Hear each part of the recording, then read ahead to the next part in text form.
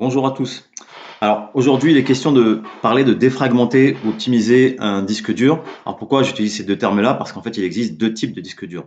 Il existe les HDD, Hard Disk Drive, et les SSD, Solid State Drive. Alors les HDD sont les plus couramment utilisés. Donc ils ont une grande capacité de stockage. Et en fait, j'utilise un ou plusieurs disques mécaniques qui vont lire ou écrire des informations sur le disque. Les SSD, eux, utilisent des mémoires flash et non mécaniques pour stocker l'information. Alors, les SSD, ils ont une capacité limitée et coûtent relativement cher, alors que les HDD, ils ont une grande capacité de stockage et coûtent relativement peu cher. Mais les deux font globalement le même travail.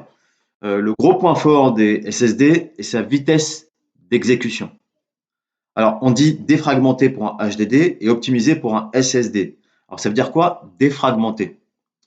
Lorsque vous enregistrez un fichier, il se décompose en fragments, en morceaux, placés à des endroits différents du disque.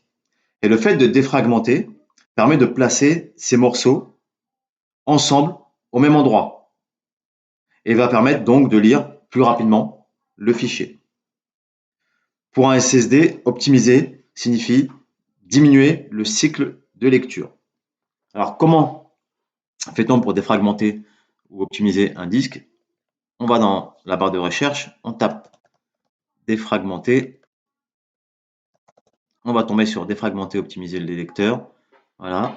Vous arrivez là-dessus. Déjà, moi, j'ai une information sur mon disque, c'est un SSD. Donc, je vais avoir optimisé. Si c'est un HDD, j'aurai défragmenté. Donc, je sélectionne mon disque et je vais optimiser. Là, moi, ça a été fait récemment, sachant que moi, j'ai fait en sorte qu'il soit planifié, automatisé. Je clique sur modifier les paramètres, ici, et je choisis ma fréquence, toutes les semaines, tous les jours, tous les mois. Voilà, vous faites votre choix en fonction de l'utilisation de votre ordinateur. Et on peut aussi choisir des lecteurs. Ça peut être si on a plusieurs lecteurs sur son ordinateur. Voilà. Et on peut aussi, alors, ce que je viens de montrer ici, on peut le faire automatiquement pour les nouveaux lecteurs. Si vous avez un nouvel disque en plus sur votre disque interne ou externe sur votre ordinateur, il peut aussi optimiser automatiquement. Voilà.